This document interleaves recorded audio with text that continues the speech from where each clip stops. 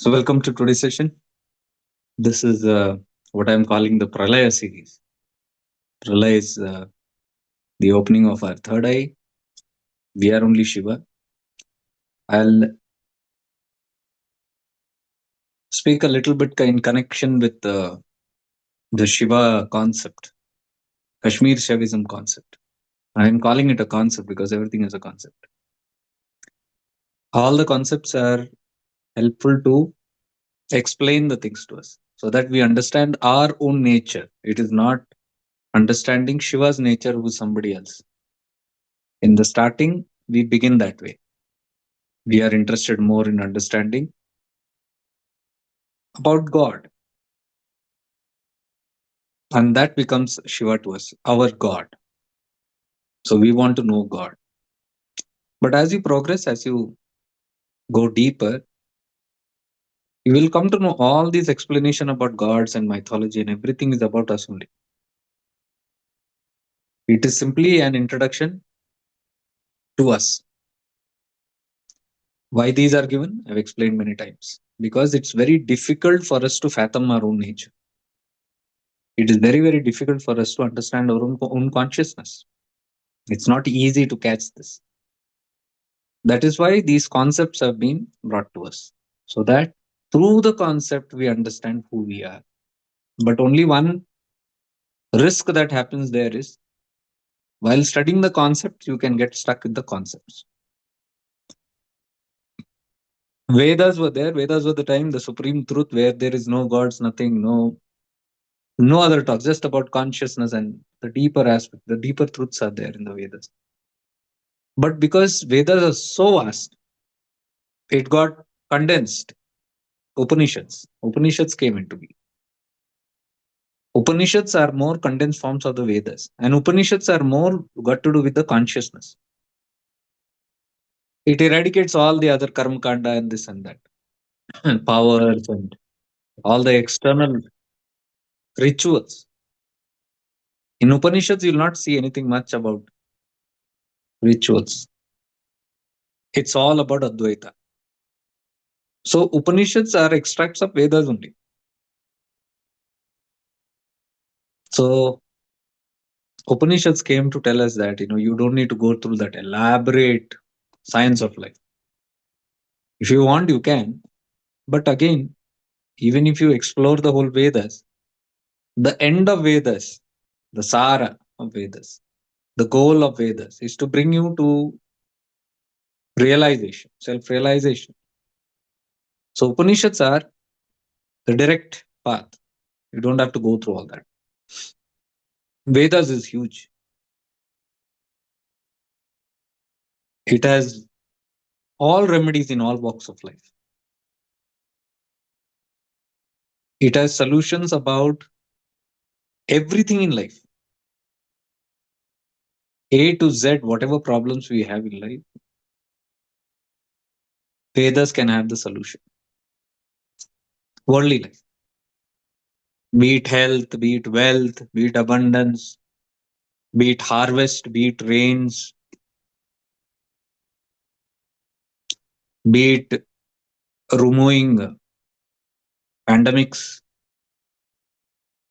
be it even inducing pandemics, things like that. Not exactly pandemic, yeah, but the whole thing is revealed in Vedas. Vedas even has the darker sides, the mysticism, what we call as left hand tantra, black black tantra, the Sam Marg and the Vam Marg. Sam Marg is the right hand tantra, Vam Marg is the left hand tantra. So right hand tantra means everything that helps you evolve, and simply it moves towards liberation. It's called the pure path. And the left hand tantra is known as the impure path, where you have all the black stuff. You know, that's a part of tantra only. So good tantra and bad tantra. So all this black magic stuff and things like that, Vashikaran, Vidveshan, Uchchatan. all these kind of stuff which use methods to control, manipulate, dominate, possess, harm for own gains. All those kind of sciences are there in that. So people who are more interested in life and the involvement of all these life dramas will be more interested in all those things. It has everything, even about warfare. So it can be used, it can be misused. All those things are there. Vedas are there, but Upanishads are very pure. Upanishads are the Advaitic extracts of Vedas. It doesn't go in through all these kind of things. It goes straight to the point of consciousness. So we follow the Upanishads. The path here that we connect to in shifting into awareness is purely Upanishads. We are more interested in Upanishads because it reaches you to the self. It is all about self realization. The whole idea about self realization, how to reach there. So, if at all you are interested in higher scriptures, then you can always get into Upanishads. You can read Upanishads, you can study Upanishads, you can meditate on Upanishads. Those who are entering late, please come on time. Huh? If I am engrossed, I will not see only. Make it a point. So when we say 9:10, don't have the Indian rubbish mentality of being there at 9:50. What is that? 9:59. Gandi aadat hai. Acharan. Niyam. Yam niyam. I always keep my clock behind, 10 minutes behind. So wherever appointment, whatever I am always there 10 minutes before. We must learn these habits because I'll discuss in Kashmiri Shaivism, this is given. Yesterday we discussed about prayatna sadhaka. Prayatna means this. It is yam niyam. Yam niyam means discipline. Without discipline, you cannot get anywhere. Okay? It cannot be random. I am little strict about discipline, especially when it is time, particularly because time will reflect how disciplined you are in life. If we are not punctual in time, उनके life में जाके झाके देखो ढीला ढाला रहेगा सब. You'll see there डावाडोल रहेगा. It reflects. You look at certain areas, you will come to know the personality. Like my friend is there, he goes to this for ISI and all that. He does all those stuff. He provides services. So he told me once about how they look into company.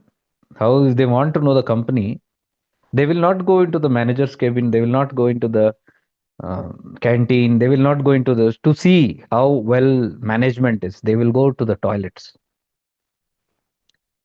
He told me, you look into the toilet, you will come to know the halat of the company. So what is the man? See, psychology it is. By looking at the toilets, they can understand what is the management. So they first go and visit the toilets. How they keep it. Is it clean? Is it neat? Is it disciplined? If it is haywire, if it is dirty, stinky, life is that way. Management becomes that way. They are stinky. They are stingy. You look at the bathroom, you can see whether good investments are done there or not. Or it is just nothing is there. One small tiny soap somewhere, that to one piece. So we come to know the stingy management. These are all very important part of our path. Time, especially time. Don't take it for granted. You know the value of time, right? Time is very, very important. Ask a delivery patient what is the importance of time, who's about to give birth and being taken to the hospital. Ask a emergency case who's on the verge of death and has to reach in time. Ask a person who's underwater. Even 1 second matters. They come out. These are very important things. Give importance to time.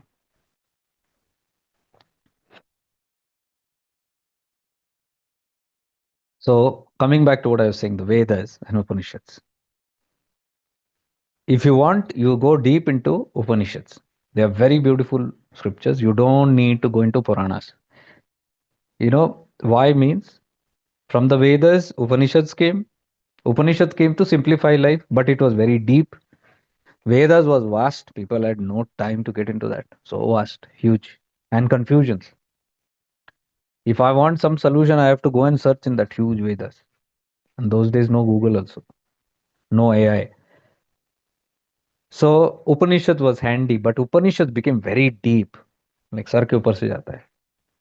Like shifting into awareness things, you can't tell it to somebody who's in Anvapaya. They can't understand it. They will not be having interest in it.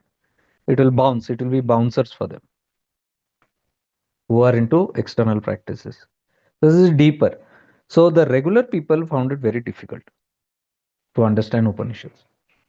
So then another round of divine people came down, rishis and all that. They brought Puranas. They started converting the Upanishads into Puranas. Whatever the deep meaning of Upanishads are there, which is not understandable to the Brahma Buddhi, concepts have to be developed to tell you. So it's like you telling bedtime story to a child who's sleeping. You want to put some moral into that child's head, but that child will not listen to morals, pravachan. So what you tell? Once upon a time there was a king, and then there was a queen, and you begin with that, and you will catch the attention of the child. So when the child is fully attentive, you put the story, you weave all imagination, vikalpas, and you are telling the story, and the child is projecting, dreaming. Whatever you tell, it will imagine. The more rasa you add to it, fun you add to it, magic you add to it, the more it will enjoy. So mythology came that way. Puranas were all that only. In the end, they will talk about Upanishads only. You see Ramayana, you see Mahabharata, you see Garud Purana, any Purana you see, Bhagavad Purana, anything you see. Ultimately, it has to come to the message of Upanishads only. Everything is meant for self realization, but Guma Pira ke.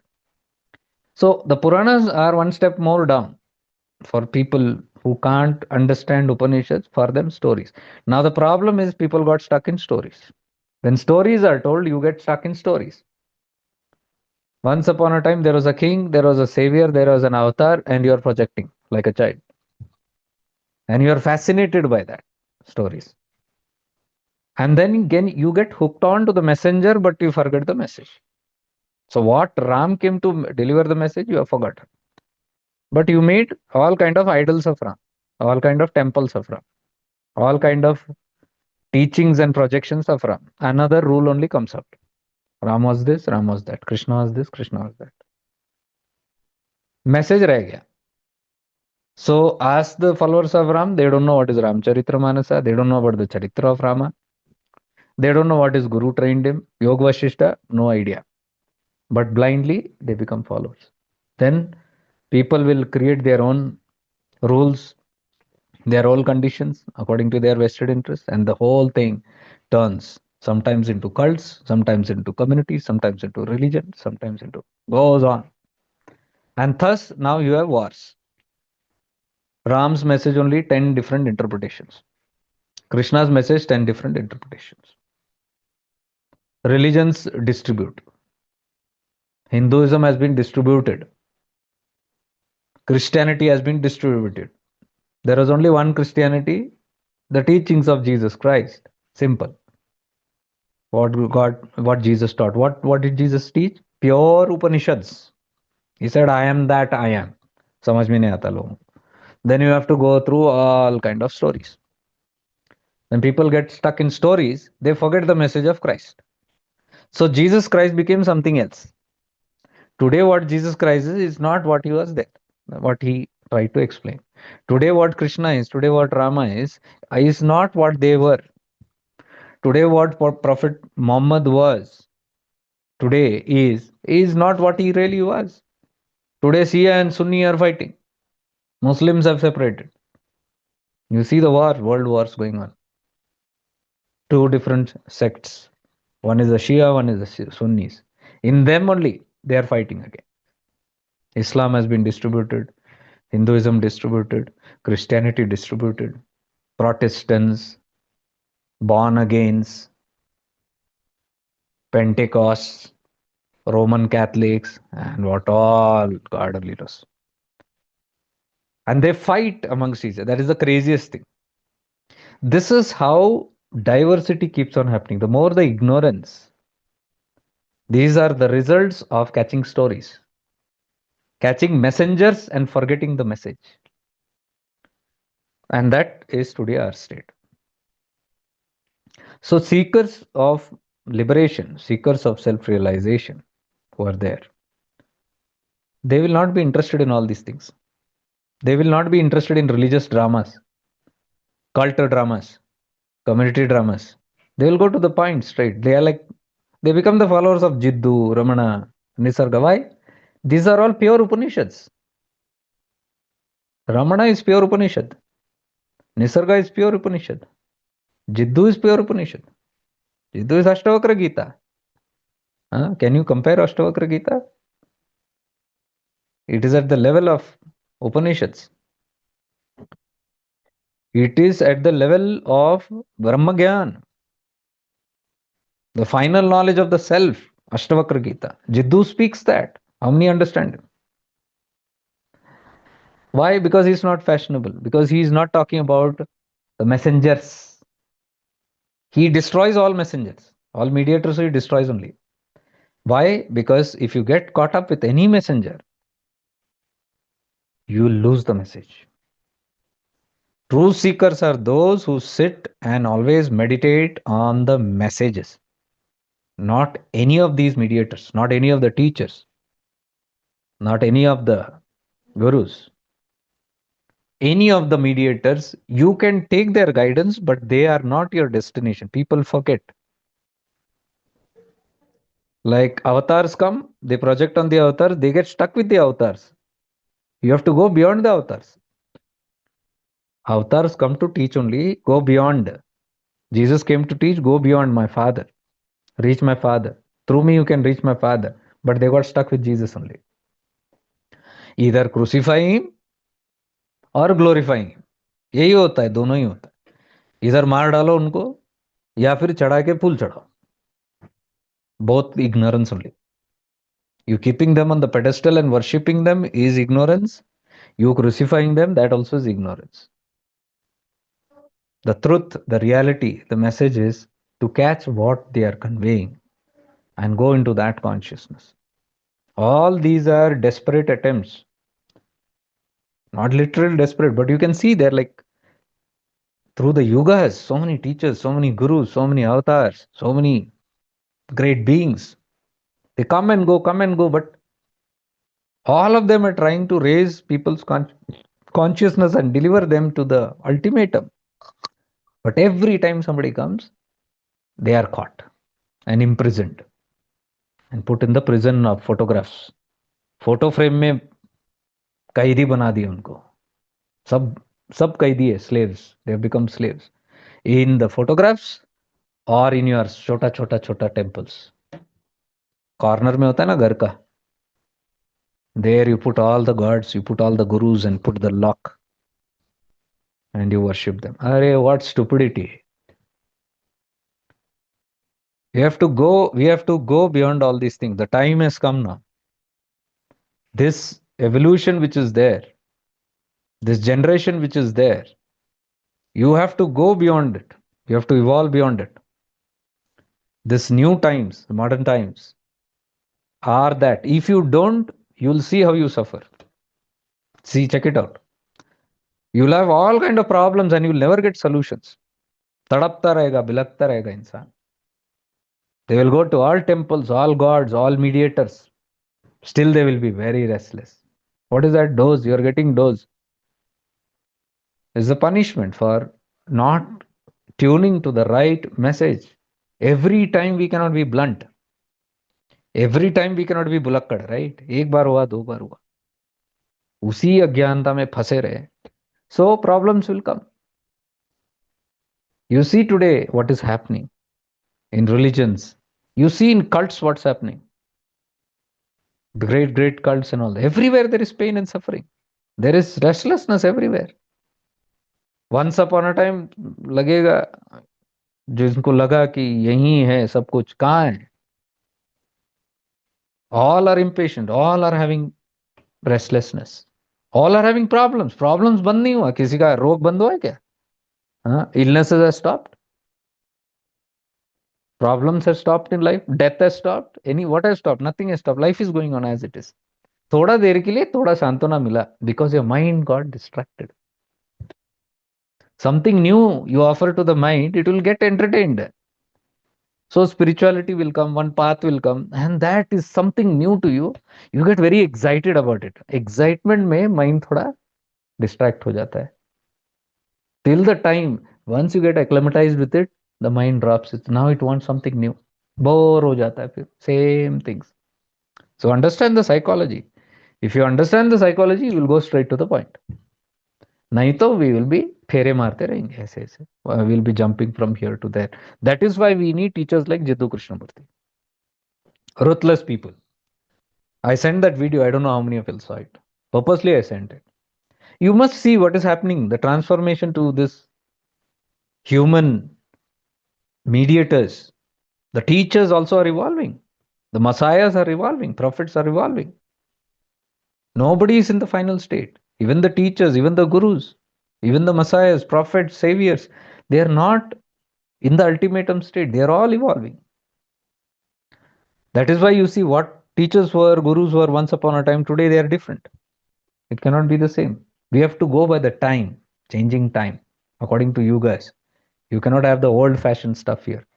You cannot sit with the Purana systems now. It won't work. That was in a different yuga, different time.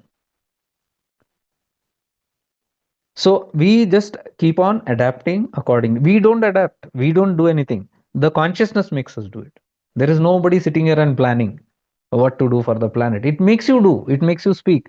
It makes people believe in a certain way. It makes people illumined in a certain way. It makes people curious in a certain way. Automatically, these things happen. Who's doing that? Jnana Shakti. Cosmic intelligence. The Chaitanya is fully intelligent. It knows what to do. It is doing. We are not doing anything.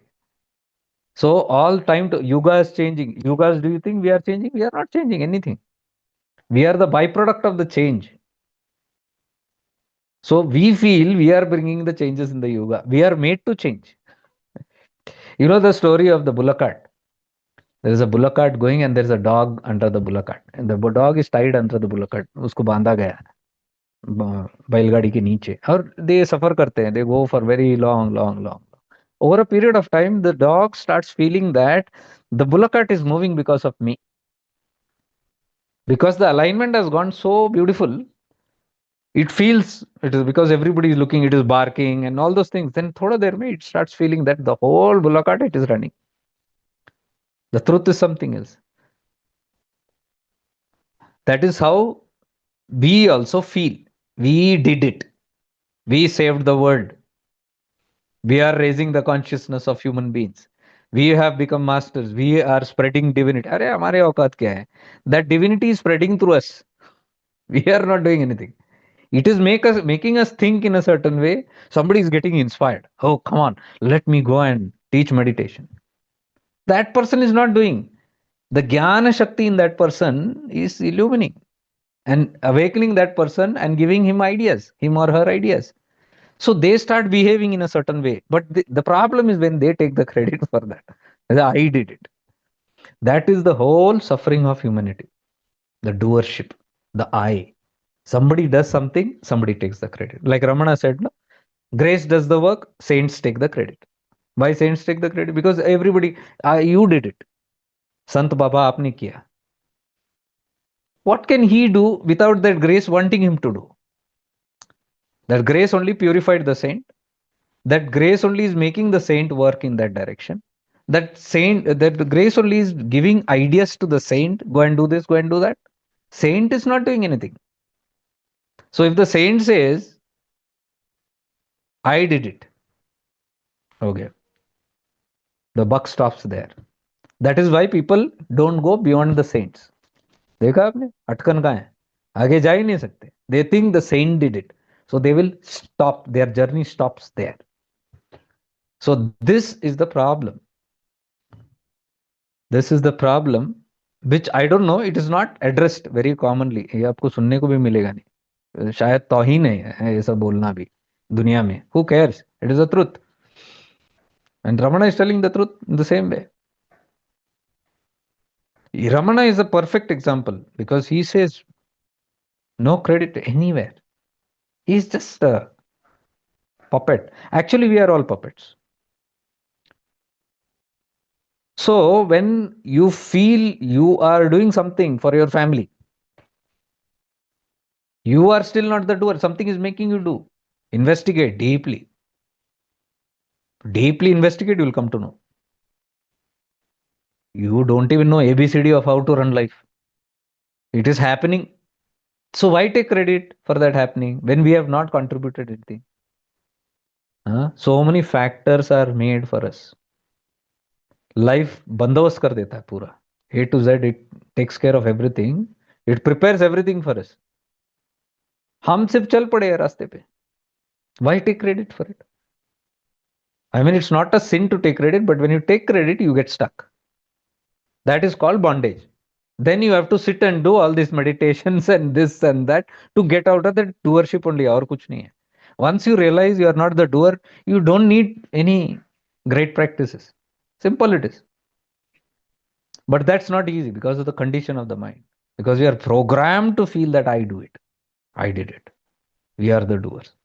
So in this path, we are simply understanding from all angles that we are not the doers. Upadesh Saram is the most beautiful document to let you know that. Everything happens through you. So we have discussed that many times. Upadesh Saram is there on courses, Hindi and English.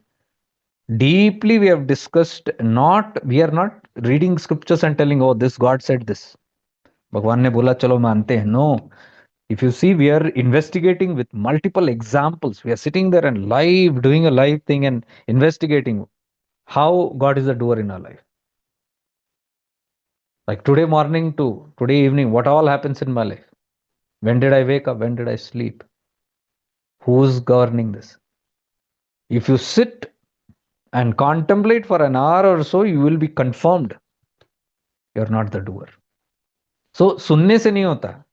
Just by listening to pravachans, it will not happen. You have to work on it. That is Viveka. One simple example which I have given multiple times is just find out what is in your hand. Nothing is in your hand. You're breathing, you don't breathe. Not under your power. Heartbeat, not under your power. It is beating by itself without your permission. Digestion, without your permission. Nobody cares. You think about everything, the circulation, the secretion, the brain circuits, the signals going. Amazingly, it's all happening. You go to sleep. Can you sleep exactly at this precise moment? No, you are helpless. The sleep has to overtake you. That also is not in your hand. When you are going to sleep precisely, you don't know. When you are going to wake up, you don't know precise time. That also is not in your hand. When you are going to go to the toilet, you can't precisely predict. When it happens, you have to run. What is in our hand then? Think about it. Even hunger is not in your hand. Somebody told in the retreat, no, I eat my wish, no. Like right now, there, if anything is there, I can go out to the kitchen and eat. My wish. I said, why? Some motivation has to be there to eat also. Hunger? Is hunger in your hand? You don't know precisely what time you're going to get hungry. Nobody can predict. Exact time, second, you can't. So when you get hungry, you are going to put something in your mouth. So putting in your mouth is later. Who made you eat? Hungry.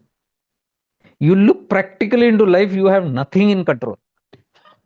You don't know tomorrow. You don't know if you go to sleep and wake up tomorrow also, you don't know. Nothing, nobody knows. Look at that whole incident that happened. Somebody gets into the flight, they don't know whether they're. What is this? Is it something to get scared? No. Who gets scared? The doers. Totally in that mode because ignorance is what creates the whole thing. Once you come to know there is a cosmic intelligence that is running, not you, the whole cosmos. Who's running the sun? Who's running the stars? Who's illuminating all these things? Those insects are crawling everywhere, and they are all. Do they have free will? Look carefully. Observe nature. Do they really have free will? They seem like they have free will. They don't have free will. They are automated like robots. Birds get up, they go peck their grains, come back, they reproduce. They live a very robotic life. Some intelligence is making them do that. Fishes swim on its own. You don't have to teach a cat to dig to go and pass urine. The kittens automatically learn it. It is there in the DNA. So what is that DNA? What is that intelligence? What is the intelligence? As soon as delivery happens to the baby in the water, it floats and swims on its own. A newborn baby. It cannot sink. It is an expert. It rises and it floats. Who taught it? When we explore, that's why I'm telling, become explorers. When you explore, you will get practical spirituality. You will understand there is some mighty intelligence that is running the whole thing. When you see that and you see the vastness of that, Vismaya, you have to see that in depth. Then you'll say, oh my God, Miri, that maybe you'll have, you know, it will not come out. It will be very feeble, that I. When you compare it to that greatness, vastness, you have to do that again and again. Then only this I will settle down and it will understand that, okay, part of the whole thing. So, what can I do if I'm part of the whole thing? Enjoy the game. Instead of trying to take so much of control with every event of life and taking so much of stress and anxiety, let life happen. Because whether you like it or not, life will happen. It is going to happen the way it is going to happen. So that will take us a long time. People, it takes a long time for seekers to understand life goes the way it goes only. Till then, this control is there. And what is that control? This only doership, like the dog walking under the thing. It feels that way. चिपकली जो चिपका हुआ है ना ऊपर, the lizard which is there on the ceiling, it feels that it is holding the ceiling. It feels. You can't blame the lizard. It feels. That's its limited understanding. So the dog walking under it's a limited understanding. You can't blame. That is called ignorance. That is called Branta Buddhi. The Viveka is not open. Viveka, when Viveka opens only, you can see this. And to open the Viveka only, I'm telling you, meditate on these things. Don't be ignorant. Don't wait for your evening meditation, night meditation, or puja, or Sunday event, and things like that. Where you sit, there is meditativeness. Spirituality everywhere. You sit anywhere, you can simply meditate on these things. You can connect. That is God. Chaitanya Mahatma. Shiva Sutras, what we are learning. Everything, every atom, there is God working. If you have the power to see it. Avadut Dattatreya, when Raja Parikshit went and asked him, how are you looking so blissful, naked man in this hot sun, eyes closed, blissfulness? Some great disciple he is of some great master. That is what the Raja thinks, because the Raja is lost in the way. His jungle is tired. No army and all have left him because he's lost, searching a way, hungry, tired, no money, no protection. And then he sees this man nude, no house, no army, no shelters, no clothes, no food to eat, but still blissful. And he says, this is an extraordinary person. So he walks to him and says, who are you? And who's your guru? So Bhagavan Dattatreya opens his eyes and says, who is? He tells. And then he says, my guru is my life, my soul. Atman is my guru. From where the 24 gurus have come out. What is that 24 gurus? Nature. And he tells water, earth, air, sky. He's telling these are my gurus. 24 tattvas he names. And where are we sitting? Our gurus are in the photos, sealed in the frames. And if you go to the highest knowledge of Avadut Gita, this is it. Bhagavan Dattatreya is telling who is his guru. We boast so much, we have so much pride. Hamara guru, Hamara guru. And Dattatreya is not even having that pride. He is not telling I am from some this cult, that cult. He is not even telling I am a Hindu, I am connected to Shiva. Nature. Consciousness is my guru. The day we understand this, you are free. Till you don't understand, you will play in this world. Ringa Ringa Roses. So for that, to understand this Avadut Gita Tattva, that Guru is consciousness, God is consciousness, you have to take every opportunity to meditate on that. So you will say, no, I have to get to my sadhana mat at home. Sadhana asan is at home. Are goli maru sadhana asan ko. You sit on a rock. That rock under your bum also is full of consciousness, full of molecules. Pay attention to it. It is touching your body, right? That is what we are learning here. Anything that touches your body, inside, outside, you're aware of it. The rock that you sit is consciousness. The air that is touching your face is consciousness. The sky element, ether, that is touching your inside the body, outside the body, everywhere it is there. Ether, you become aware of that. Agni is there in your body. Vayu is there in your body. This Jala is there in your body. Water is there. 70% is full water, fluid. Jala Tattva in the body. Meditate. This is Avadut Gita. The Guru, you learn. What is Guru? From Guru you learn. So you can learn by connecting to all these elements. So much you learn. You connect to Prakriti, you connect to an ant, you learn. That is why Dattatreya Bhagavan is saying, spider is my Guru. Makdi. Patta is my Guru, leaf. A bee is my Guru, Madhumakhi. A prostitute is my Guru, Vaishya. Can anybody tell prostitute is my Guru? Bhagavan Dattatreya doesn't spare anything, no good, bad, ugly. He is making it a point to learn from anything his eyes falls upon. That is spiritual, that is divinity. Like we heard, Ram Devar Siddhar. Siddhar is sitting there and a Muslim comes and bows in namaz. He is looking at it and connecting to consciousness. He himself gets connected. Now he wants to do namaz. Can we be like that? No. We are criticizers first. Anybody is bowing some other religion, we first want to go and attack them. If not physically, mentally, we will screw them up. And the more you do that, the more far you go from the Guru Tattva, far from consciousness. And here we have big teachings. कण कण में शिव है.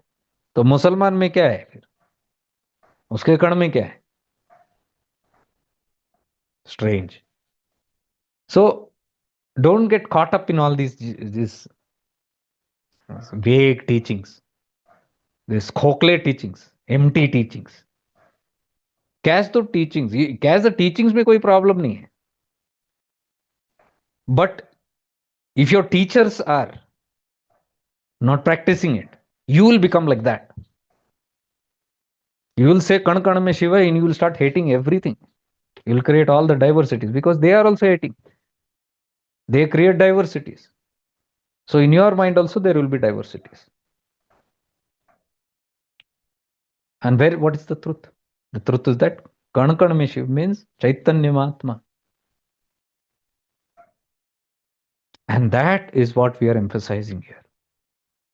Meditate on anything and everything without a barrier. Ashtavakra Gita. Give up the good and bad. Connecting with the good and, oh, this is not good. Oh, this is very good.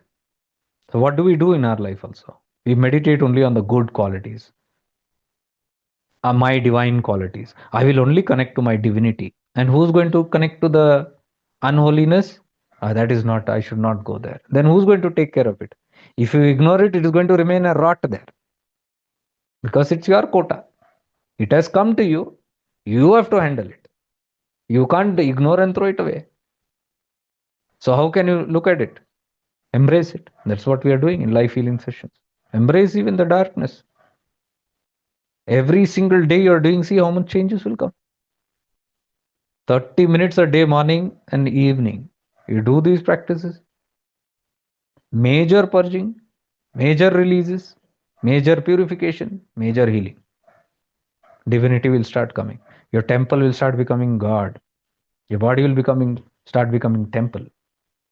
The God within will start shining. See how many of you are able to connect now? Easily to the divinity within. When you come in that spirit, then you can't see diversities. It's very difficult. You can't see any diversities. Religion, cult wise, this, any, no boundaries, country wise. Every country you will feel a belonging. This pride of patriotism. Patriotism is very limited, संकुचित है. वासुदेव कुटुंबकम का उल्टा है वो. It is just like saying, I love my family, I don't care about other families. So, I love my country means what? Those families, little more you have expanded, that's all. But in the boundaries, you say, these are my people, I am this. What are outside? Hey, they are enemies. They are bad people. They behave this way, they behave that way. Go into their bodies and live and see one day. They have the same pain that you have, they have the same happiness that you have, they have the same hunger that you have. They also decay like you. They also love to live. They also have their own hurts and traumas. Mind has been conditioned a little bit here and there, but that's the environment that is doing. But are we ignorant? Then what is the difference between them and us? Rising in spirituality means you rise consciously. Consciously, your consciousness must expand and see beyond all this nonsense.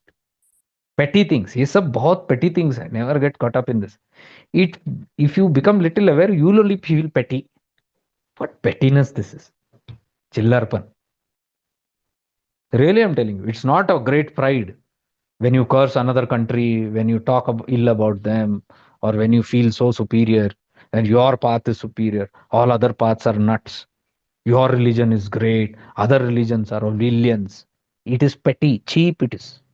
You just sit and be aware. You will feel cheap. It is cheapness.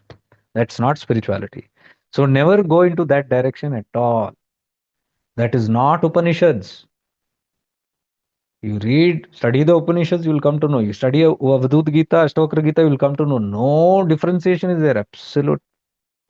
So if you want to attune with that, then you have to change the habits here. You have to change your perception, how you have been programmed. Ignore, refuse to look into anybody who is creating separation. Refuse, point blank, and don't feel guilty about it. It might be a political leader, spiritual leaders, or any mediators in your family, in your friend circle. Ignore. You can remove them out of your life also because they are leeches. They will create problem. They will induce division in your mind. So you can pick them slowly without even having to be so harsh because you know why they are doing that way. They are ignorant. Okay, that's fine. But again, you have to be very wise in your company. Very, very wise in the company. Based on what your interests are, you will choose that kind of company. You will choose that kind of material. You will read that kind of scriptures. You will follow that kind of people based on your own vasanas. Like attracts like. So you have to be very cautious of what I want. What are the ultimate truth? Don't compromise anything other than the ultimate. Go straight for the highest teachings. Read them, study them, meditate upon them. If you read them and meditate upon them, I'm telling you, you don't have to remove the kachada from life. It will automatically go away because your vibes will get so attuned to that highest that you will have no tolerance for all these things, all these pettiness. You will not pay any attention to this. Automatically, you will be magnetized to those higher teachings. And you sit revolving on those higher, slowly you will get magnetized. Your aura, your every kana, what you call, your every atomic level, you'll see that erupting. So please understand, if you take Kashmir Shaivism, for example, that talks so beautifully about how everything is Shiva. I was reading something about from Swami Lakshmanju, who was the last master of Kashmir Shaivism, who taught Shiva Sutras very beautifully, but he is little difficult to understand because his language might not be so easy. And I don't think there is much of material also because he taught his students in privacy, selected students. He did not give pravachans in the world. So he had very limited amount of students in Kashmir. And he is from the lineage of Abhinav Gupta.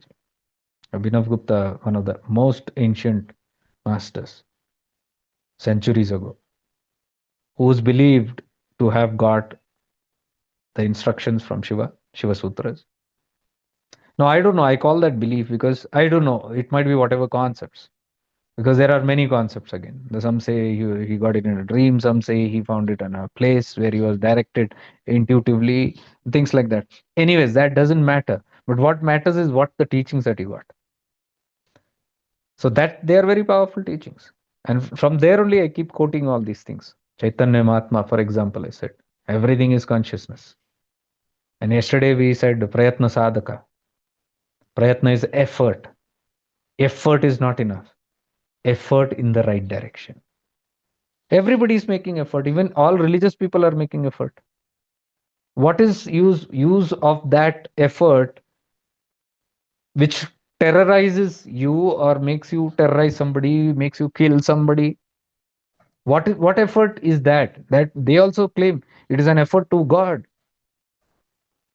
They are making an effort towards God, but that's not in the right direction. So right direction cannot be given by mind. It can be only given by the inner guru. So you have to awaken your awareness again and again. Like Kashmir Shaivism talks about awareness. 1 second. I think I have it here. Here. The main point in Kashmir Shaivism is awareness. Okay? Exactly what we are talking about. Why? Because Shiva is only awareness. So the whole of Vigyan Bhairav Tantra, which is taught beautifully in Kashmir Shaivism, was the Tantra given by Shiva only. And the whole of Vigyan Bhairav Tantra is all about awareness. Simply awareness. In which no methods are used, no objects are used. You don't need all these kind of stuff. You simply need your awareness. So those whose awareness has become sharp, those whose awareness is activated, awakened, maybe not fully illumined, but who can use their awareness, they don't need any other mantras, they don't need any other yantras, they don't need any kind of practice, they don't need any other kind of stuff, because they can tap into even those practices through awareness. Like for example, I'm telling you, any secret, any meditation, for example, you can easily tap into that through awareness. You don't actually need a yantra. You can become aware of the yantra and activate that yantra through your awareness, because awareness is the power to activate. You can activate this yantra. That is what you're doing, life healing sessions. Aren't you making this temple a temple every night? You're making it a temple. This yantra, you're activating it. Yesterday's session, I told you, right? When you're doing that prana processes, you are actually doing prana pratishta to this idol. This is a murti. This is the idol of God. In the temple also, when they install a murti, they do prana pratishta. Without prana pratishta, it is useless. It is just a stone idol. Prana pratishta has to be done. It's a process where prana is induced. We also have prana, but if we are not aware, you are like the dead idol. If you are not aware of it, if the prana is not jagrit, you are like a dead idol. So we are all dead idols only. You look at all the murtis moving from morning to evening. God knows what they are doing. God only knows. Do they know God is within? God, they are themselves. Are they aware of this? No. Awareness is absent. So if awareness is absent, we are all dead idols without prana pratishtha. So what you all are already doing in those night sessions is prana pratishtha. And when that becomes jagrita, you're alive. The murti is becoming alive. The temple is becoming alive. I told you, this is your ashrama. Inside resides your guru. Meditate there. This is your temple. Inside resides your God. Meditate there. This is your yantra.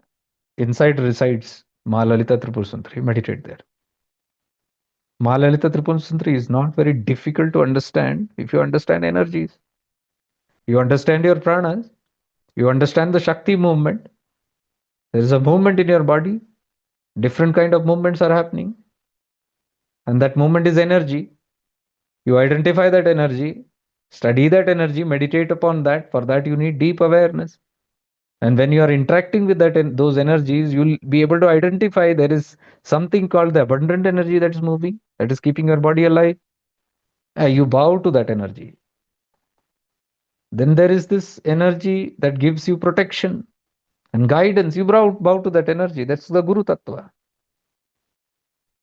You look at the energy, it has power. That is Durga. That is Kali. Everything is within. And you look at this energy that's moving, the divine light that you feel, that you sense, that you experience, that is the jnana. The cosmic light is that. That is the wisdom. The wisdom is moving. Because the wisdom is moving, the heart knows what to do. The lungs knows what to do. The kidneys knows what to do. Because there is the cosmic wisdom that is moving. So you tap into that and you do naman there. That is Murugan. That is Ma Saraswati. That's moving in you. Everything is inside. The moment you internalize your practice, then there is no need of anything. Now tell me for this, what gadgets you need? No gadgets are needed.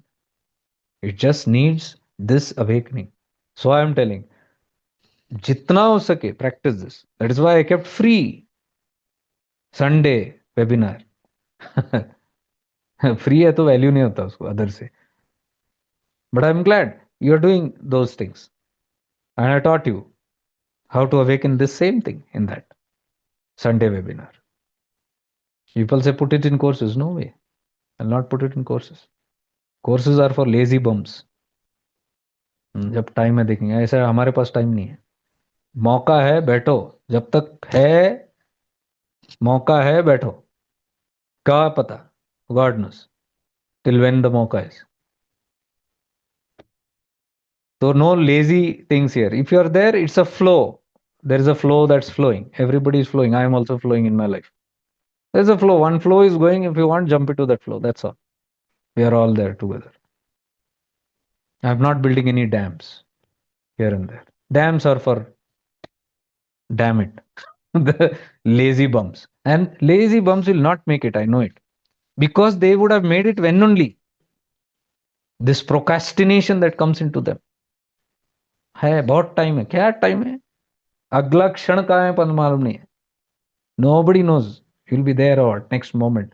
See, now with all these disasters happening and all these, people are like, they are awakened. That fear is there, but that fear is at least awakening. They're understanding the value of life. They're understanding the value of time, how precious it is, and how not to take it for granted. You don't know. कोई भी 30 mark का you can see from a politician to a millionaire to a simple worker can move anytime. So we don't waste time here. We are in a flow. We sit here. Who are ready will simply jump. Like Rumi says, those who want to sleep, let them sleep. No problem. We don't judge their sleep also. Hey, they are ignorant fools. Never say that.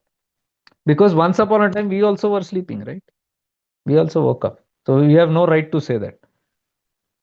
And when you say that, that is a sign of ignorance again. That's not uh, maturity. Again, to judge somebody who's sleeping. They are sleeping because of so many other factors are there. And we have no business to wake up anybody. I'm telling you. When the doership comes only, we will want to wake up. I am doing it. I want to wake. Why? It is none of my business. The cosmic intelligence is handling it. The one who's handling me will handle my family members also, will handle my friends also, will handle enemies also when it wants to. How do I know what is their blueprint? What are their lessons? और कितना उनको काम करना है? How do I know? So why should I interfere into anybody's karma? Oh no, I have to concern. No, that's your moha. That's your attachment. You say, I want my children to follow me. I want my family also to follow me. I want them to improvise. I care for them. So they also must evolve. हाँ ये ऐसा भाव है ना तो पूरा दुनिया के बारे में सोच के दिखा. Think about the neighbor also. Think about other communities and other religions also and then show. No. No, वो नहीं है. वो अपने नहीं है ना. हाँ, there is where you fail. Then this philosophy will not work. Until you become open and impartial, it will not activate only that willingness. Because that willingness is sankuchit, it's a ego. When it is expanded and you want to do, that's God. It looks at everything. It will work. I have told you many times this sutra. When you pray for yourself, very limited. When you pray for your family, okay, it's expanded little more, chances are there. But when you pray for the whole, it's very quick. You check it out.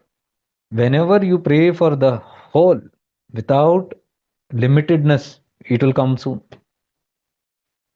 You try to limit it, the more you become sankuchit, the more you shrink, the more selfish it is. So those principles, the values, the bhav hai, that will get affected.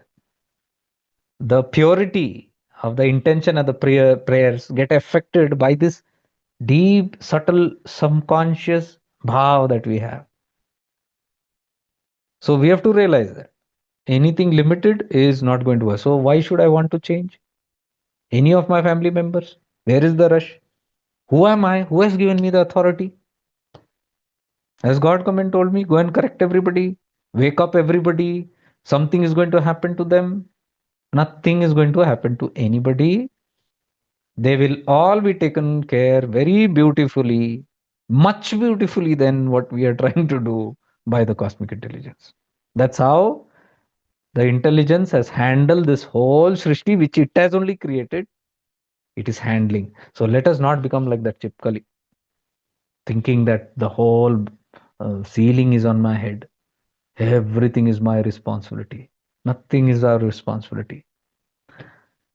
Our only area of field of action where you can take action is in your limited space. That's what today's title is, satsangs.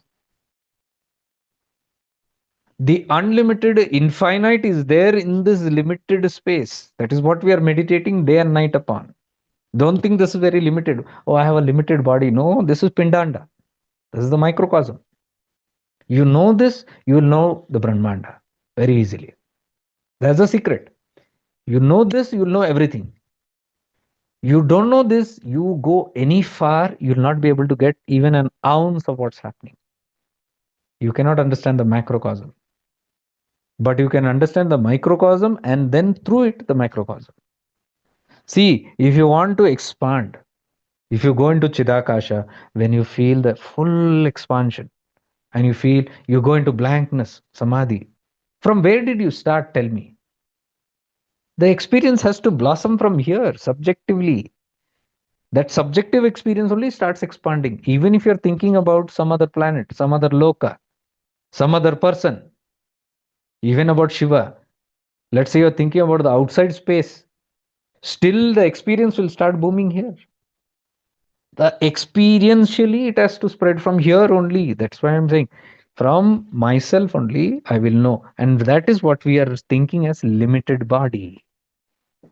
I am very limited human. No, not at all limited. I am the unlimited. Because when we enter into this space, we go into the unlimited. Every night we go into the unlimited. We go into Chidakasha every night. Where do we enter? Does our sleep go outside? Or is it going reverse? First, the body, Annamaya Kosha. It is active, it is moving. Until you go step by step, you cannot enter into sleep.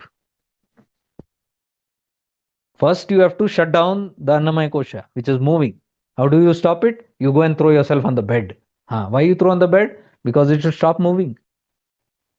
Otherwise, you could have walked even walking, right? So what you're doing, you're trying to shut down the Annamaya Kosha. That is the step-by-step procedure. So you put there your body there, and then you stop moving. Those who want to sleep has to stop moving first. The body has to stop moving. Next, when the body stops moving, suddenly you'll see that you're entered into your mind. Thoughts. Thoughts are moving. Now thoughts has to stop. Without the thought stopping, that is the next step. So first the Annamaya Kosha, the physical body, and then the pranamaya kosha. The energies has to be pulled back from the body, because if the energies are fully, prana is active in the body, but body is moving. So what happens? The prana pulls back from the body goes numb. The prana pulls back from, now the prana is in the mind. So when the prana is in the mind, it is illuminating the mind, thoughts are coming, this and that. So the prana has to withdraw even from the mind. Are you seeing the process? That is how, when the prana is reducing, thoughts go on reducing until one thought, and then the prana is removed completely, mind goes blank.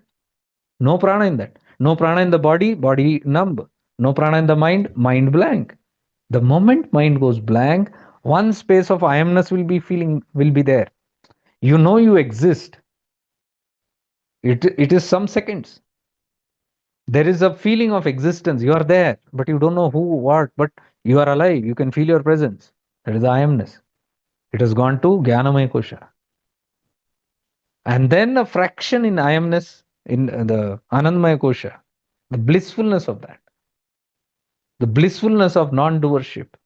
The ego has reduced into subtle ego, very fine. This you can't catch until you have very deep awareness. You cannot see this part. Maybe with awareness, you can see the body reducing and the mind. The moment mind pulls back, prana pulls from the mind, you are blank. So we are trying to become aware of this process also. By repeated awareness practices, you become aware of these processes. The awareness remains even when the mind has fallen. So it is aware of the I amness. It remains in the I amness, that blissfulness. The presence. It remains simply as presence. And then one step back, it goes into the self. Then you enter into something called sushupti. Sushupti is deep, dreamless state. If the prana is still in the mind somewhere, mind and I amness, the dreams also will happen there only in the mind and this I am zone. Anandamaya kosha, Jnanamaya kosha, and the Manomaya kosha. These are involved in that. But if it completely gets withdrawn, the dreams stop completely. Dreamless state. Then you enter into sushupti, blank, numb. So there it is completely blank. What we are trying to do is become aware of that state also. Awareness must be there. So when we do these deep satsangs, you must make all efforts not to sleep. You will be forced to sleep. Many fall asleep. Why you fall asleep? Because the prana gets pulled away from the mind, but awareness is still not there. If you keep awareness in the mind while the mind is awake, and you be fully aware of it, then even when the mind falls, the awareness remains. That is what the practice is. If you don't pay attention to this awareness, if you're simply in the mind and you allow the mind to fall on its own, you will go into manolaya. That is sleep. Sleep is unconscious, where you're not aware of that sleep. You just sleep. Meditation is sleep with awareness. Meditation is nothing but sleep only, but you are aware of it. That is what you call as that samadhi, that blank sleep. You are sleeping, but you're aware of that sleep. That sleep only is meditation. But you are aware here. That is why it is called meditation. If you are not aware, that it becomes sleep. Are you getting the difference? So that difference is there. Sleep is ordinary. Sleep happens very regularly to everybody. Why it happens? The moment your mind becomes calm, it will fall into sleep. That is why you sit in satsang 5 minutes, 10 minutes, you just pay attention to what is being told.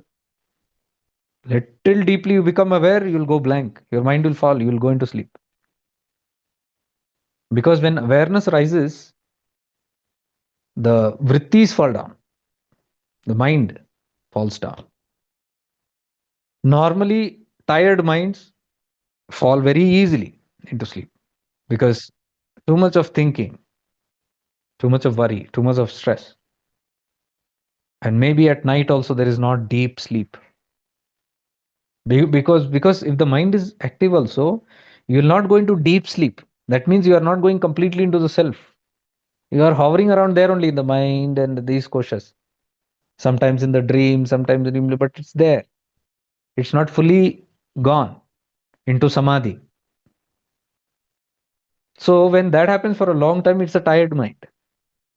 And in deep satsangs, what happens? It gets that peace. In retreats and all, you'll see snoring, people snoring. That's because the mind is getting deep relaxation and they are resting. So I tell people don't disturb them. Who are sleeping, let them snore. Let them sleep. God knows they have not slept for some long time. So first that has to be catered. If rest has to be given to the mind, we must give it that. Like if you are hungry, you have to feed it, right? You are not going to sit hungry and meditate. You can't meditate because you are hungry. You have to take care of that. And that is what we do in this worldly life and spiritual life is what? We are catering to the needs of the body and the mind first. We are not keeping it starving. So we don't recommend starvation. We don't say keep upvas, vrat rakho, starve yourself and do all those tactics. It's not needed. So that this is all called force. By force, we do all that. We force. We keep ourselves hungry. We stand on one leg, for example. क्या जरूरत है? It's all imposed. Imposed disciplines. Hatha yoga is very crude. Hatha yoga deals only with discipline, two extreme disciplines. Bhagavan Nityananda is not in favor of Hatha yoga at all. In Chitakasha Gita, he simply says, do not practice Hatha yoga. Means hat mat karna. Hatha yoga means hata, stubbornness, force. Never force your mind, never force your body, never torture it in the name of spirituality. Give it what it needs. Because the body, we have taken birth to come here to experience it only. There is a need, there is a craving, there is a gap, there is a void which was not fulfilled in previous lifetime. इसलिए पुनर्प जन्मम होता है, so that it can complete itself. And here we are torturing it. So intelligently, in awareness, you have to give it what it wants. That is the reason we say be in the world. Don't run away from it. Complete it. So the desires are there. We have many desires. So it is not wise to say give up your desires and turn to God. You can't turn to God without giving up your desire, with giving up your desires. Because the moment you give up your desire, there is an intense force inside. That force is what you took birth for. And now you're ignoring that. It will not leave you. It did not leave you. It made you come into a body, right? And why should we think that it's going to leave us now? It will not leave you. It will trouble you. So better it give it. If it is hungry, give it. If it's cold, cover it. Whatever the body and the mind needs, give it. Give it a certain kind of satisfaction. Do not deprive anything that the mind or the body is craving. But when you are satisfying it, you are also building a certain kind of awareness so that you don't fall in the loop of that satisfying, because there is no end to that satisfaction. It keeps on going. But you have to have the tendency, like for example, you are hungry and you want to meditate. You don't say, I'll meditate, khana baad mein denge, I don't care about all these bodily needs. You sit there, you'll keep on struggling. But if you're wise, you'll say, let me feed myself. Now the spiritual intelligence will say, no, that's a desire. One desire, if you put fuel, it's like ghee mein, aag mein ghee dalna. Many philosophies are there. Desire you should not have, because if you feed the desire, it will grow. Then don't eat only. Why are we feeding it then? Here, what we are understanding, okay, for the time being, the body needs food. So I'm giving it food. But I become more aware. Now, when the body is contented, now I'll put it for tapas. And then I'll start evolving in that time. Again, it has a need. I will fulfill that need. I will not struggle with it. But when it is fulfilled and the temporary satisfaction, jo gap hai, like from one meal to the other, there is a gap. If you fulfill that need, it will be shant at least till the next day. In that shantness, you do your work. Then only you can slowly evolve about it. There are so many other needs of the mind. The sexual desires are there. So that is why Grahastha ashram was brought in. So that also satisfaction has to be given. You can't hold that. That energy will burst you. It will turn into some other. It will turn into anger. It will turn into irritation. It will turn into frustration. It will turn into depression. Many people do all that. The control freaks. So what is that control doing? It is causing you more harm. It is not allowing you to do that spiritual practice.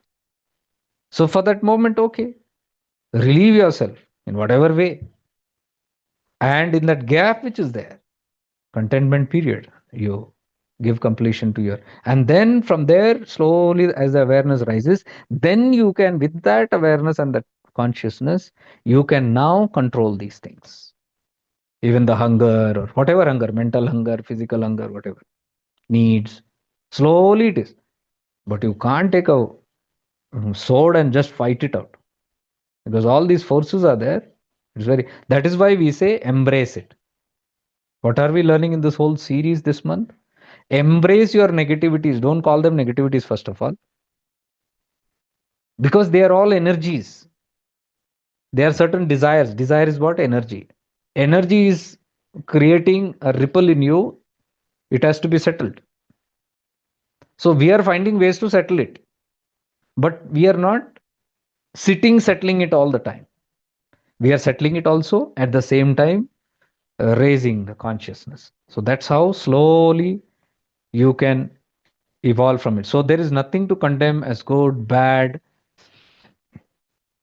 We get stuck in all this because of the good, bad stuff only. We say this. We have lot of rules, moral and immoral. So some might say, then what do you mean immoral?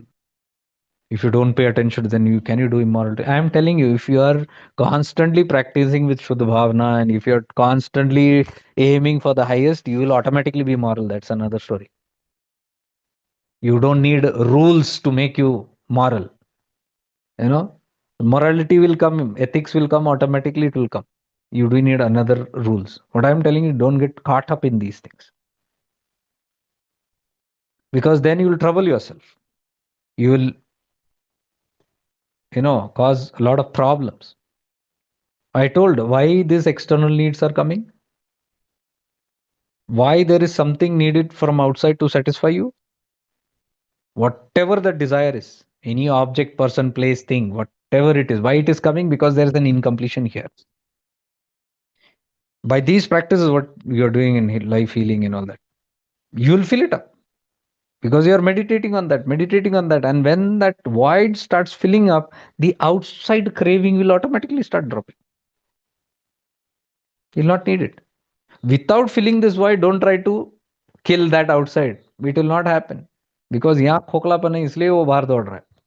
So till it is खोखला, till you have not filled it, ले लो बाहर से. Whatever you need, you take from outside. Person, place, thing. That is called bhoga. Completion to bhoga. Why we encourage the bhoga also has to happen, because you came for that. You are void inside. You're having a void inside. You have come here to fill up that. But while filling it up, by grace, you'll realize these things, and then you'll understand. Oh, this is the science. This is the whole thing where it's happening. Once you get the point, then you got it. Then only you can slowly master it. Otherwise, it's very difficult. Don't sit with all those guilts and things like that.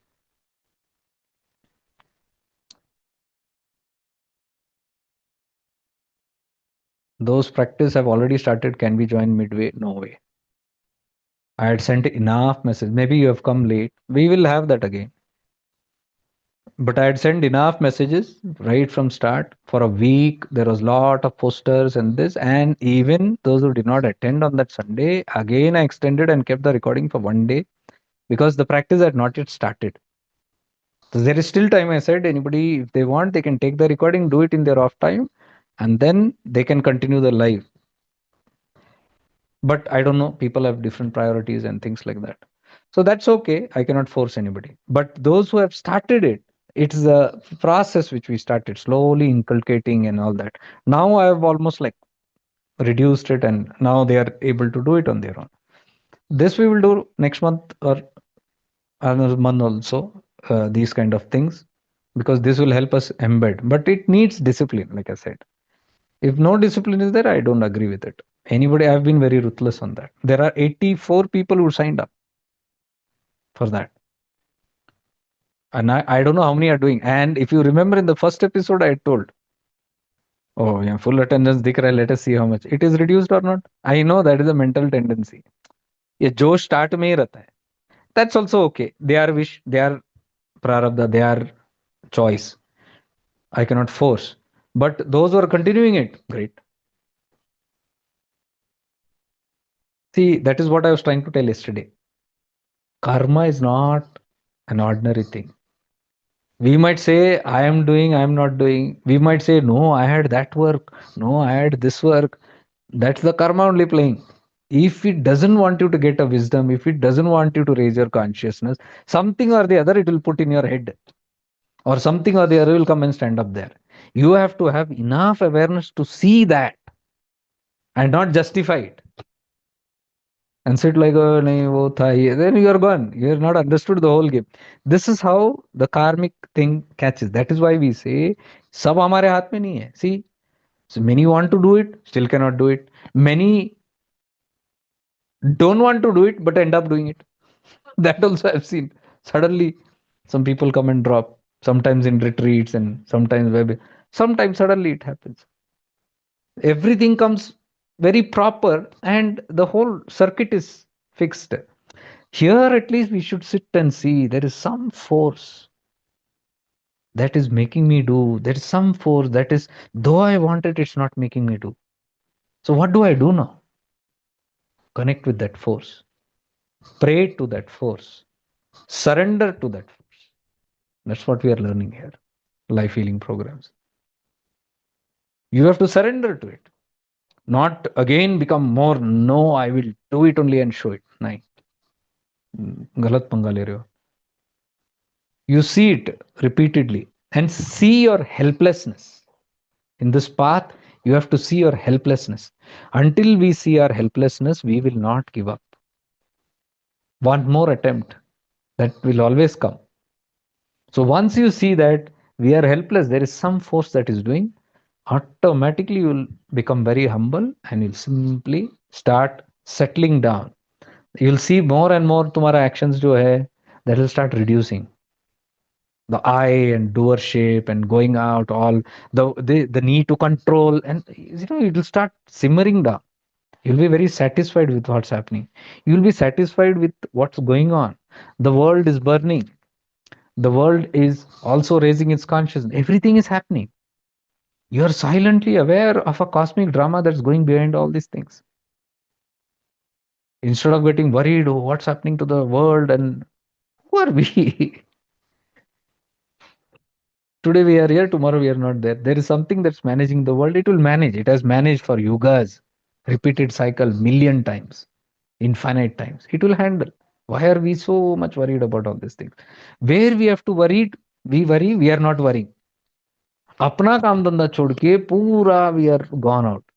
Where we have to worry here, am I doing it, am I completing me, am I making you utilizing my time, am I keeping away all this justification, am I keeping away all this brooding and rantings, and simply settling down, and am I exploring? So for that I say, this limitedness, this is what I explained today, all are limitedness. I'm so limited, I have so much of responsibilities, oh I'm stuck in these kind of relationships or this kind of problems, or I'm stuck in this geographical location, or I am stuck with this condition. There is no end to these rantings. The one who realizes these things, once upon a time, what I did, I came. Now what? Their question will be, now what? हुआ हुआ, हो रहा है, मेरे हाथ में नहीं है. अंडरस्टूड ना? अभी तो पता चलता है, oh, it's not in my hands. So something is happening. Something is not going my way. Then you connect to that force, that something which is within. Surrender to that. Surrender not to please, चमचागिरी करने के लिए नहीं. Here I am, oh divine mother. Now I am become your bhakta. I am very surrendered. Now give me all my desires. No, I'm not saying that. You surrender and you understand that that force is doing exactly what it is supposed to do for your highest good. जिस विधि राखे उस विधि रहिए. There, that is what happens. Parabhakti. You see Ramana, you see Nisarga, you see all these beings, they never fought with their destinies. Nityananda, they don't even care for destinies. They don't care. They are what they are. There where their bliss is. So we are trying to get into that zone. That bliss is where God is. So one who is united with that God goes more with that flow, and it's okay. This being knows that I'm immortal. Okay, my this is going, my life is going, my this is going, my house is going, my career is going, my people are going, my relationships are going. Let them go. They have gone a million times before.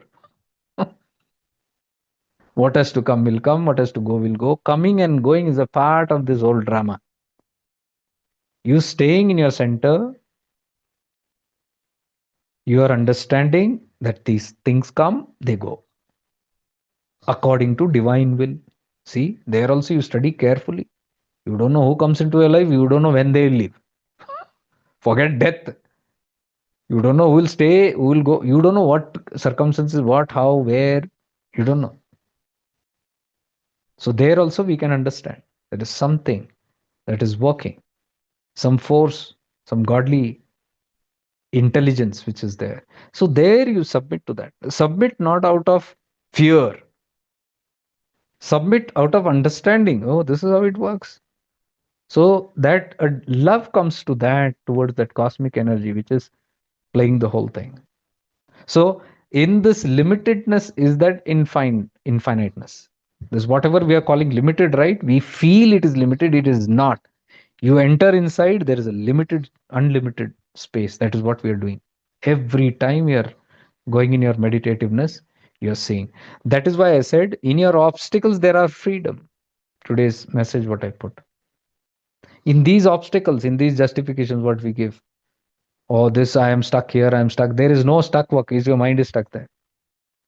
Wherever you are, you can still connect to that presence. Whichever circumstances we are, that presence is not stopping flowing. You connect to that. These circumstances will come and go, things will come and go. These are bound to change. You cannot control these things. The body will decay. You try how much ever to keep it young, it is slipping out of your hands. The day you realize it, you will give it up.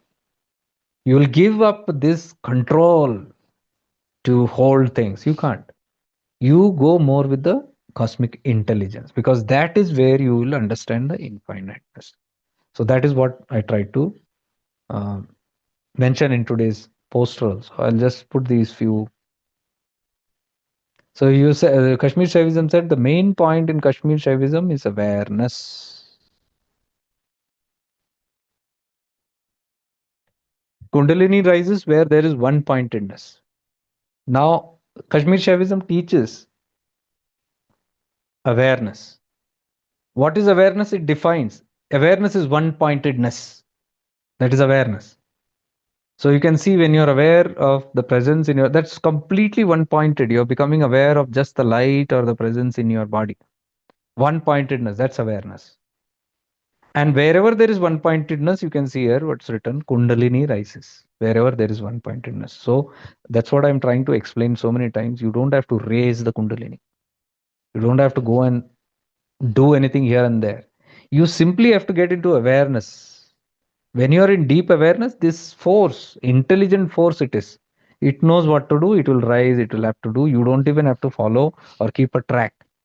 You don't have to be inquiring, where is my Kundalini now? It is where it has to be. What is my business? Why am I trying to control that?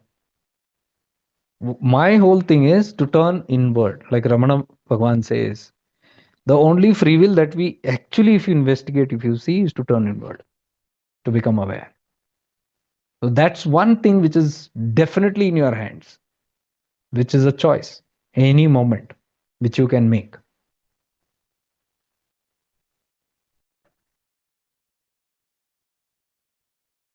Okay, then it says, this I found it interesting. If a woman remains one pointed in her spiritual practice, she can achieve in 12 days what would normally take 1 year. So that should be a good inspiration to females. I don't know, it came up as it came. It's because femininity is Shakti. The Shakti, you become aware of this as we are doing in this practice. You can see that, but one pointedness, it says. One pointedness means total apt attention only on that, nothing else. So it doesn't mean that you're doing 5 minutes of awareness and then you're thinking your Amazon parcel, then you're out and then you're going. That's not one pointedness. One pointedness is total meditativeness. So that is the tapasvi, a tapasvi's point of view. Like if somebody is like one pointed, staying and deeply doing those practices, what can be gained for in 1 year, in just 12 days, that can happen. But one pointedness, for that, that practice is needed. I found these very interesting, so I just took it. I thought I'll share it. See, this thing, in simple words, I'll tell. In order to create this universe, Lord Shiva conceals his nature by manifesting himself in an infinite variety of beings. See, what does it say? For all this creation to take place, Lord Shiva conceals his nature, means he forgets his real nature. He forgets that he is Shiva. And he allows himself to manifest as infinite being. How does he allow? What is Shiva, first of all? He is not a being. He is pure consciousness, pure awareness. So when awareness wants to experience, you can say, in other words, when this consciousness has to experience something, it allows itself to manifest. How does it manifest? Consciousness. It turns into vibration, right? It has to turn into vibration, and vibration has to turn into matter, energy and matter. So that's how the world is created. That first vibration which happens, that is known as the nada. That is what you call as Om. The sound Om, the mantra, the nada, the sound, the chanchalta. And that is the birth of Shakti. Vibration is the birth of Shakti. So in this space, if you see, Lord Shiva is Parabhairava, what we are talking about. Nirguna Nirakara. There is nothing else other than this simple, pure awareness. Shakti also is immersed in that. Only when the desire arises to create, from this nothingness, the vibration begins. That is the rise of Shakti. That is the split that you can see of Shiva and Shakti. And this is not happening outside, this is happening within every one of us. When you're in deep sleep, deep samadhi, only Shiva consciousness, pure awareness. From there, the first vibration is the ego that is waking up. This ego starts waking up. So, that first vibration is your Anandamaya Kosha. The blissness is felt there. And then it further manifests into Jnanamaya Kosha. The intellect is born. Intellect means you start becoming aware of I am lying in this bed. I have got up just now. I just woke up. The morning when you wake up, right? The first, before you open your eyes, there is nothing. Just the awareness that I exist. You don't know as who also. Where you are also, you don't know. That is Anandamaya Kosha. Rise. Shiva is manifesting himself. Are you getting the whole thing? Pure awareness, pure consciousness is begin manifesting with the first vibration, the blissfulness, and then it further goes, and the I comes. The knowing that I am, you remember who you are lying there on the bed. And from there, Jnanamaya Kosha, it enters into Manomaya Kosha. That is the time your mind is activated, means all your thoughts starts coming. So where has Shiva traveled? Where he was until where he has come, see. Till the mind he has come. Now that Shiva only has become I. For example, Jake. It forgot its nature. What it was? It was Shiva. I became Jake now. Who's Jake? Shiva only. So now it starts thinking. The time, this is called ignorance. From here, ignorance all takes over. From where the ego comes, the ignorance takes over. Then the I feeling comes, then my thoughts come, then my thoughts has different projection, old stuff in that, and my connection with the Maya world. So that Anamala comes, Maya Mala comes mind. The moment you interact with the thoughts, Pranamaya Kosha, energy activated, and that energy activates the body, and your body moves out of the bed. Whole process. So Shiva technically is waking up as XYZ. You're getting that? Simple Shiva Sutras I'm explaining. Shiva is not outside. The Shiva Sutras is not explaining something outside. It's explaining about you. What is your story? Hey, then what about this world? I thought he created the world. Tell me, if you don't wake up, is the world there?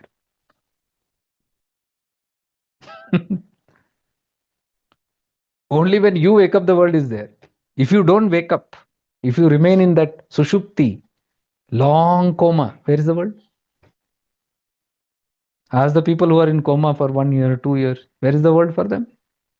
Where is the me and mine? It's not there. So world arises only when you, the ego, arises. From you, the world is. World mein tum nahi ho. You are not in the world. The world is in you.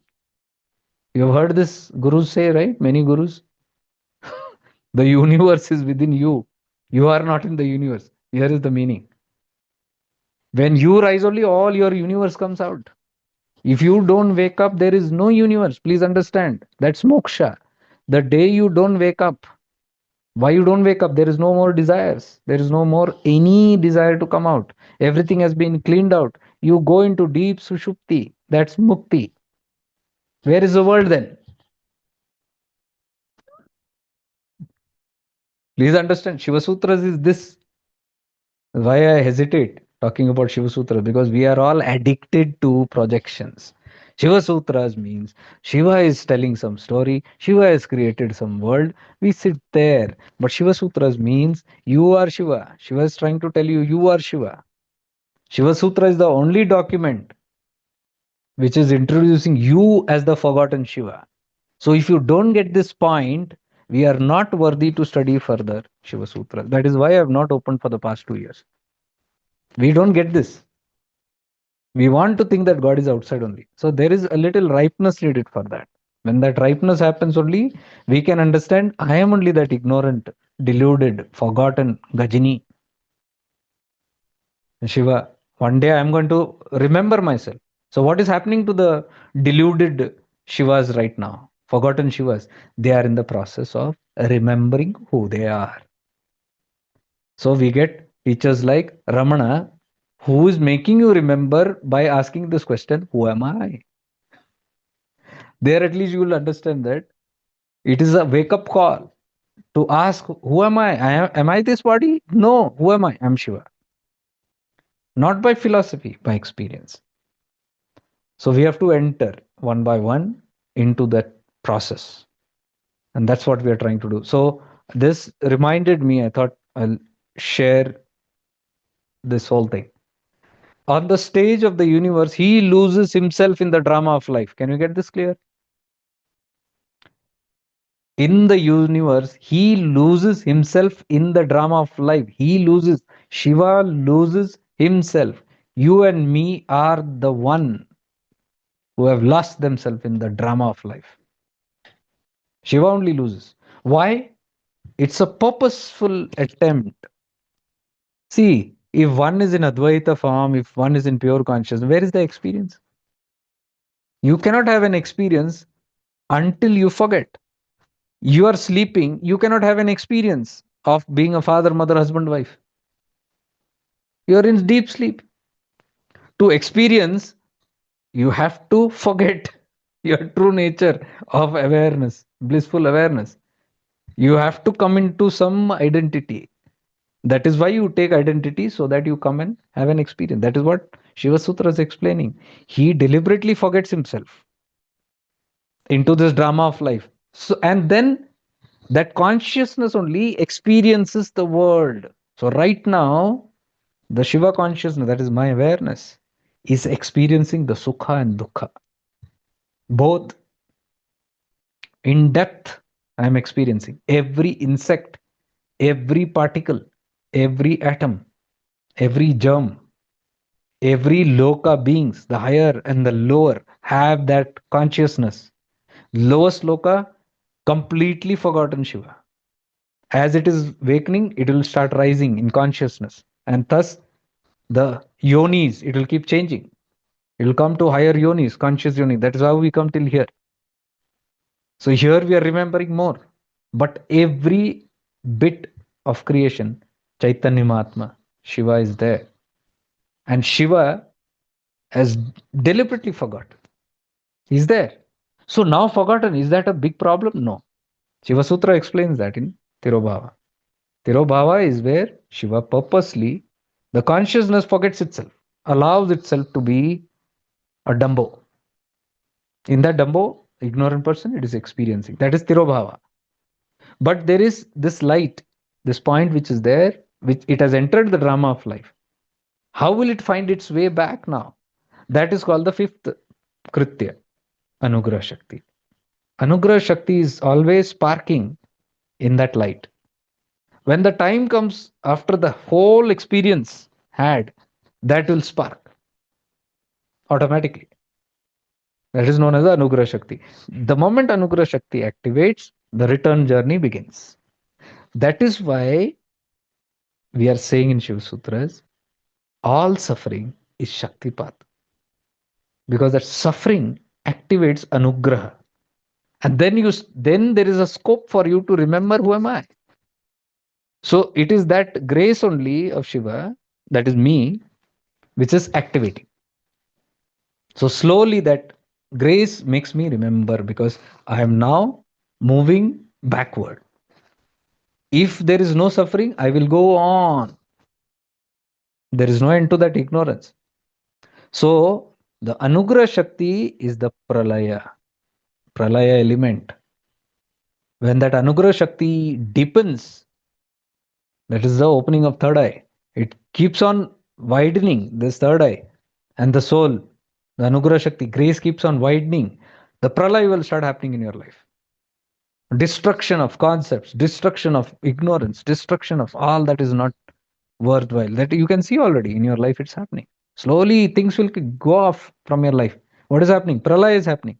So, Pralaya is not something where a dramatic event where the eye opens and everything just go. It's when your eye opens, when your Anugrah Shakti opens, you will see all the ignorance slowly disappearing from life. The more it opens, the more everything destroys. So you are returning back to the original state. This is Kashmir Shaivism again.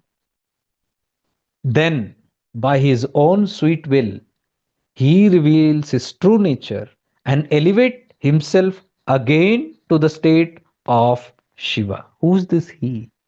You and me. By his own sweet will. That sweet will is that divine will, what we are calling. It is hidden as anugraha in us. So that sweet will, his own will. Can you understand? Even spirituality is not in your hand. It is simply happening to you. You are not planning anything. Automatically, some or the other events has brought you to spirituality. And slowly you're evolving. That is his will. That is called divine will. Inside, it is activating grace. And when that activates, he reveals his true nature. We are realizing our true nature slowly. And then elevates himself. Who? We elevate ourselves back to the state of Shiva. Kashmir Shaivism. I think one or two more slides are there.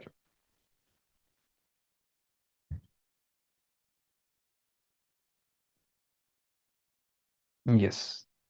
This, okay, this I had taken.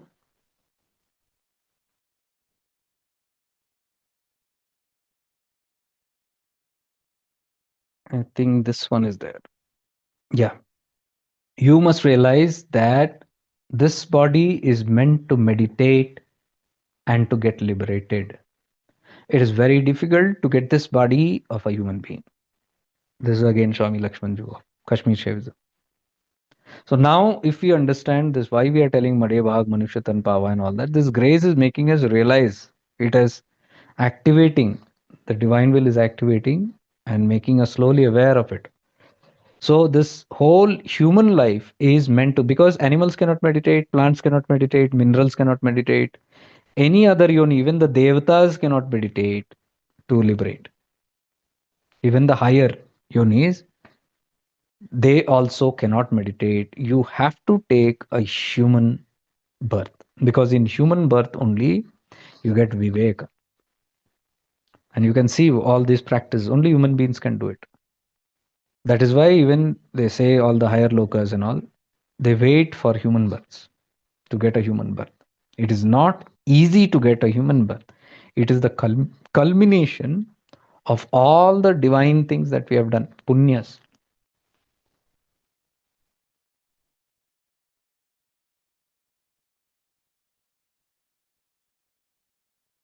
Okay, this I did. Only one more is left. Is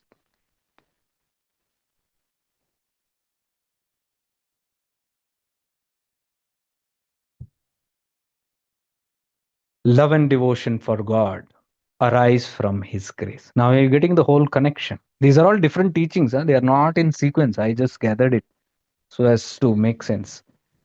Now, what we have been discussing, para bhakti, and when I tell jnana and bhakti, these two have to be together. So practice is all good, wisdom is all good. We are realizing this wisdom, but you'll see slowly the devotion also rising. This love and devotion for God, which is inside, whatever you are meditating inside now, the presence, that can arise only from His grace. So we have to be very grateful whenever you find yourself becoming bhavuk, very becoming very emotional, very devotional. Have full gratitude, because that is grace doing its work, because it's very hard to get love and devotion. It's not easy, because love and devotion is the end of everything. Love is everything. It all ends and culminates in that, because that force which we are telling as Shiva is nothing but unconditional love. So that is the reason we are trying to emphasize. I've been trying to emphasize almost 1 year now on this point, that jnana is okay. With jnana, bhakti, pay attention to it. It's not that you can do it. Now you might ask, if everything is divine will, when bhakti has to come, it will come. How can I induce bhakti? How can I induce this? Then I am putting an effort, right, for devotion. Doesn't this question come? If it is divine will, it has to happen on its own. Why have to I put an effort? Please understand, divine will operates through free will only. There is no other way. Can the divine just operate without your mind? It has to, ideas to, I said no, saints, they feel that, oh, we have to save humanity. But who gave them the idea? They might say, I am the doer. I have to go and save. But who gave them the idea? Divine will entered free will and it makes you do that. That is why we say, it makes me do this karya. So that idea coming into your head, or that at the right time, right knowledge coming to you, right person coming to you, right interaction happening to you, when you are supposed to listen, you listen to that at the correct time. That's all time based. But again, how much you are going to catch it, how much you are going to leave it, that's all, that will only divine will. But here we are becoming aware, so that divine will only enters into us. Like this opportunity of sitting here, it's divine will. It's neither in your hands or my hands.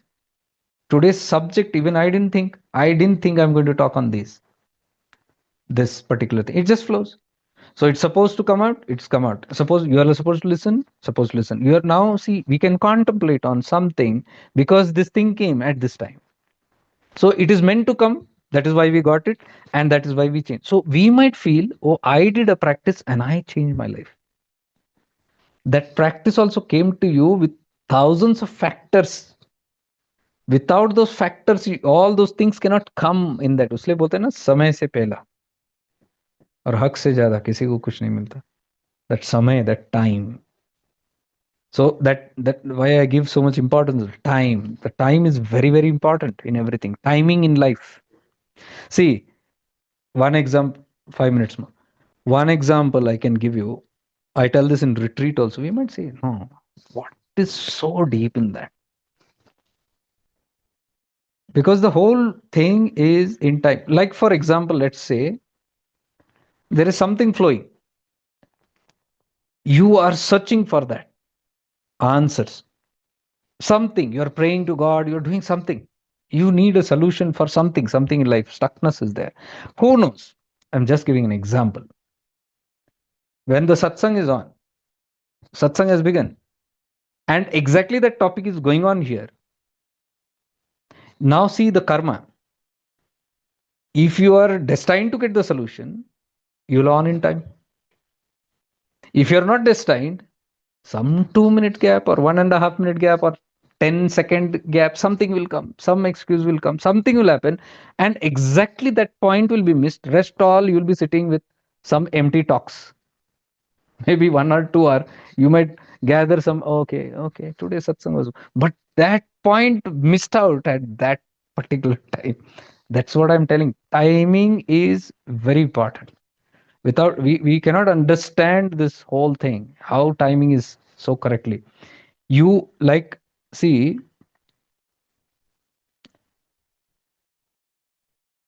if you are not supposed to hear something, it can cause delay. Like, let's say you enter late, that also can be good in some way. You enter half an hour late. Now half an hour late, when you enter, there is something that is going to catch your attention at the time when you enter, that is supposed to catch your attention full fledged. That is why you are made to come late. That also is a possibility. But for that, other possibilities are there, that the guy sitting there also has to suddenly become aware, oh, somebody is trying to log in, and that person, so many factors are there playing the thing. Like that dame, that, like that lady who missed her flight in the crash. 10 minutes she was late, and she was fumbling because it's a long flight. 10 minutes late in the traffic, she is stuck.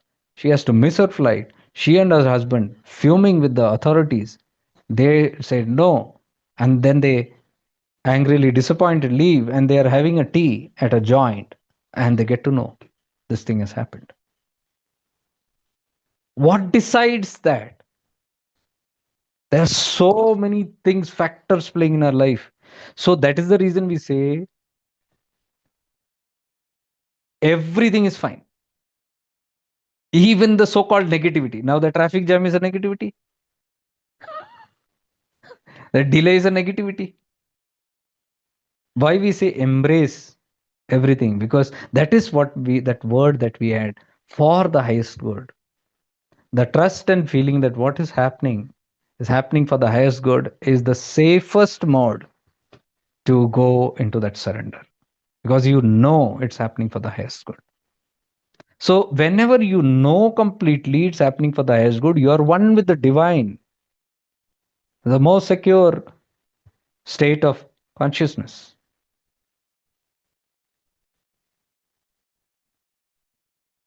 Anyways, so today we understood about this love and devotion again happens by grace. So that grace which I said, Anugrah Shakti, that Anugrah Shakti only timely starts blossoming love and devotion in your head. Devotion is everything. Nityananda Baba used to say in Chidakasha Gita, Bhakti means love. His definition. Bhakti is not devotion. Our devotion is different when we say devotion, being devoted. He used to say it is love. What is love?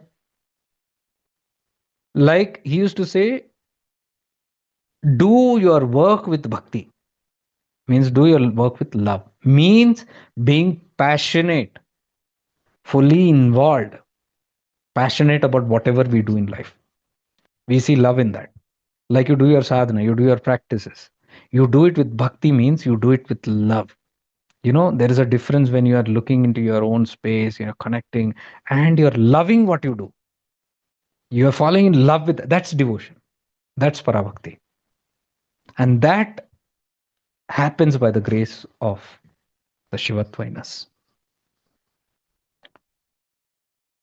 Okay. So I assume those who already have the practices, they are doing their practices. I went till 11. Okay. Some questions are old anyways. I'll not take it anyways now. So we'll end today's session with a small gratitude prayer. Om Purnamada Purnamidam Purnat Purnamudayachate Purnasya Purnamadaya Purnameva Vashishyate. Om Shanti Shanti Shanti. May we all be blessed. May we all evolve. May we all be free.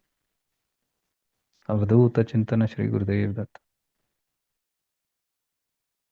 Arunachal Shiva. Stay blessed and bye.